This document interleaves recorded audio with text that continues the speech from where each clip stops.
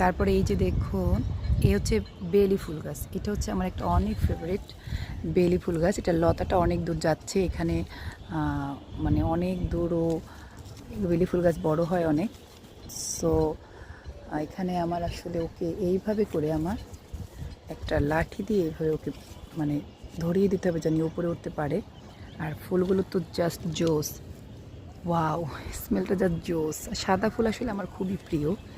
তো যাই হোক, এই পর্যন্তই আমার গাছ পরিচর্যা আসলে ভালো করে করা হয় না, সময় পাইনি। তাছাড়া বেগুন গাছে বেগুন অলরেডি হয়ে পেকে গেছে, খাওয়া হচ্ছে না।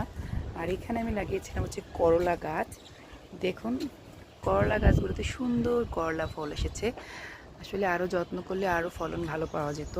আর হচ্ছে টমেটো গাছে কিছু টমেটো আসছে, খুবই সুন্দর লাগছে।